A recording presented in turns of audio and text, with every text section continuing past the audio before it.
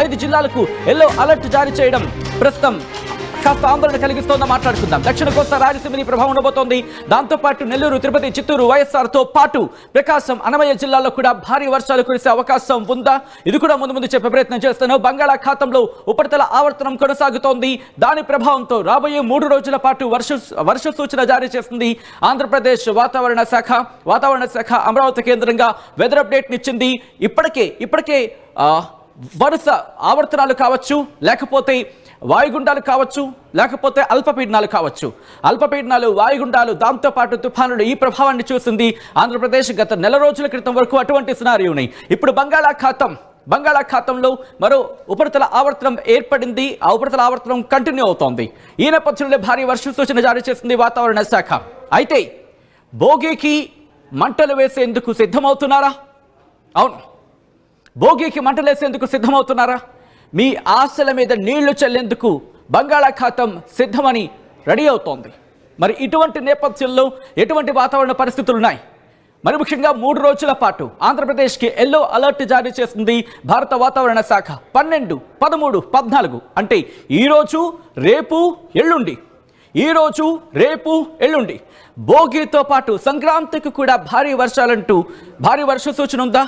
లేకపోతే కేవలం వర్షాలైనా? ఉంటే ఏ స్థాయిలో ఉండే అవకాశం ఉంటుంది? ఇవన్నీ కూడా డీటెయిల్గా మాట్లాడుకునే ప్రయత్నం చేద్దాం. ఆంధ్రప్రదేశ్ వాతావరణ శాఖ ఏం చెబుతోంది? ఆంధ్రప్రదేశ్ వాతావరణ శాఖ, భారత వాతావరణ శాఖ అమరావతి కేంద్రంగా ఎటువంటి అలర్ట్స్ ఇస్తోంది? దాంతోపాటు ప్రైవేట్ సైట్స్కి సంబంధించి ఆ సినారియో ఎలా కనిపిస్తోంది? ఎటువంటి వాతావరణం ఉంది? ఎటువంటి వర్ష సూచన ఉంది? ఆవర్తనమైనా ఇది బలపడి అల్పపీడనంగా మారే అవకాశం ఉందా? అల్పపీడనం అల్పపీడనం వాయుగుండంగా మారే ప్రమాదం ఉందా?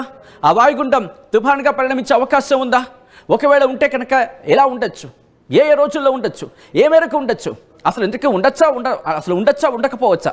ఇవన్నీ కూడా ఒకసారి చూసే ప్రయత్నం చేద్దాం.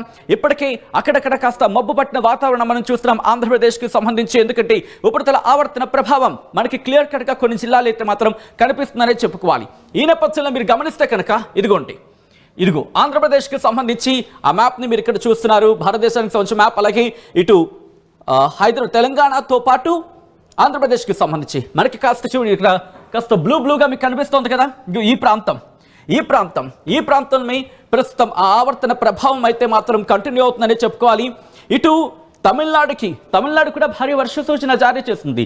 ఆ రిపోర్టు కూడా మరి కాసేపట్లో ముందుంచే ప్రయత్నం చేస్తాను. ఆంధ్రప్రదేశ్తో పాటు తెలంగాణకు పెద్దగా లేదని చెప్పుకోవాలి.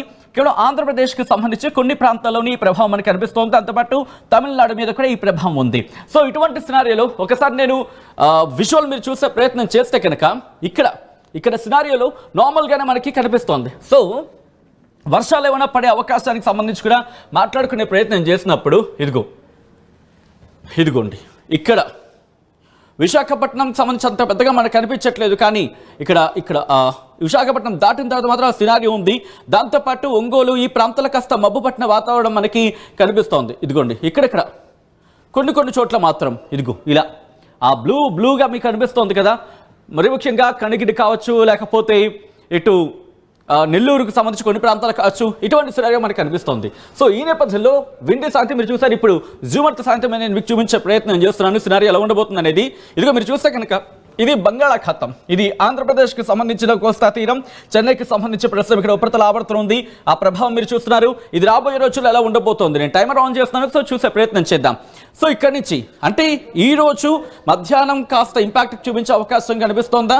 ఇంపాక్ట్ అంటే ఉపరితల ఆవర్తన ప్రభావం కాబట్టి కాస్త గాలులకు సంబంధించి మాట్లాడుకునే అవకాశం ఉంటుంది. ఆ తర్వాత రేపు అంటే భోగి రోజు కాస్త ఇటు నెల్లూరు, చిత్తూరు ఈ ప్రాంతాల మీద కాస్త ఇంపాక్ట్ చూపించే అవకాశం ఉంది. ఆ తర్వాత 13వ తారీఖుకి సంబంధించి కాస్త ఇంపాక్ట్ చూపించే మనకు అవకాశం కనిపిస్తోంది. ఇదిగోండి 13వ తారీఖు అంటే రేపటి మధ్యాహ్నం నుంచి ఈ ప్రభావం మనకి రాయలసీమ మీద ఎక్కువగా మనకు కనిపిస్తోంది. ఆ తర్వాత దాదాపుగా నార్మలైజ్ అయ్యే అవకాశం కనిపిస్తోంది. తమిళనాడుతో పాటు కేరళ, ఈ కర్ణాటకతో పాటు ఇలా కాస్త ఇంపాక్ట్ అయితే మాత్రం మనకు ఉందనే చెప్పుకోవాలి.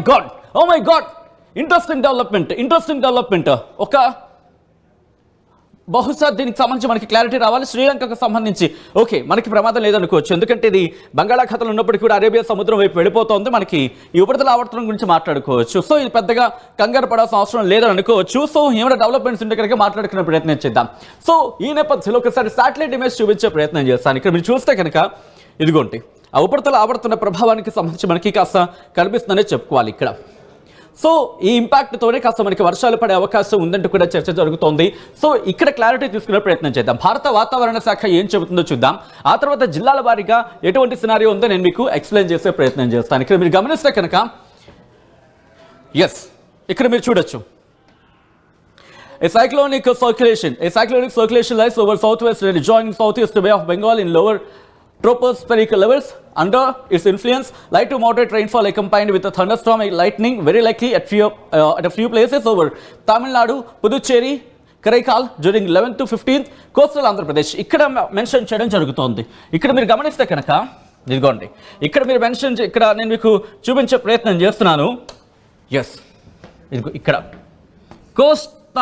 కోస్టల్ ఆంధ్రప్రదేశ్ అంటే కోస్తా ఆంధ్రకు 12 నుంచి 14 తారీఖు మధ్య అంటే ఈ రోజు రేపు ఎల్లుండి ఈ 3 రోజులు 12 నుంచి 14 వరకు కూడా, అలాగే రాయలసీమకు సంబంధించి 13, 14 తారీఖుల్లో ఇక్కడ మీరు చూస్తే లైట్ టు మోడరేట్ అంటే తేలికపాటి నుంచి మోస్తరు వర్షాలు కురిసే అవకాశం ఉంది. దాంతోపాటు ఉరుములు మెరుపులతో కూడా వర్షాలు కురిసే అవకాశం ఉందంటూ కూడా చెబుతోంది. ఎక్కడెక్కడ తమిళనాడు, పుదుచ్చేరి, కరైకాల్తో పాటు కోస్టల్ ఆంధ్రప్రదేశ్, యానాం, రాయలసీమ ఈ ప్రాంతాల్లో కూడా, దాంతోపాటు కేరళ సంబంధించి కూడా చెప్పడం జరుగుతోంది. మరి ముఖ్యంగా ఇక్కడ కేరళకు సంబంధించి కేరళ బేస్ మాహికి హెవీ రెయిన్ఫాల్ ఇచ్చింది. భారీ వర్షాలకు సంబంధించి భారీ వర్ష సూచన జారీ చేస్తుందని చెప్పుకోవాలి. Kerala Mahe during 13th to 15th January with isolated heavy rainfall likely over Tamil Nadu, Puducherry, Karaikal during next 5 days అంటూ కూడా చెబుతోంది. తమిళనాడు, పుదుచ్చేరి, కరైకాల్ నెక్స్ట్ 5 days అంటూ చెప్పడం ఇక్కడ ఆసక్తికరంగా మారిందనే చెప్పుకోవాలి. సో ఇటువంటి నేపథ్యంలో ఎటువంటి అలర్ట్ ఇచ్చింది అనేది నేను మీకు చూపించే ప్రయత్నం చేస్తాను. ఇక్కడ అలర్ట్స్ ఇచ్చిన సిచ్యువేషన్ ఇక్కడ ఆంధ్రప్రదేశ్కి 3 రోజుల పాటు వర్ష సూచన జారీ చేసింది. ఎల్లో అలర్ట్ ఇచ్చింది. ఈరోజు కనుక మీరు గమనిస్తే 12వ తారీఖు 12వ తారీఖున మీరు గమనిస్తే కనుక ఎల్లో అలర్ట్ ఇచ్చింది. ఉత్తర కోస్తాంధ్ర అలాగే దక్షిణ కోస్తాంధ్రతో పాటు రాయలసీమకు సంబంధించిన కొన్ని ప్రాంతాలకి ఎల్లో అలర్ట్ ఇచ్చింది ఈరోజు. కానీ రేపు మీరు గమనిస్తే కనుక పూర్తిగా ఆంధ్రప్రదేశ్కి సంబంధించి ఎల్లో అలర్ట్ జారీ చేసిన పరిస్థితి.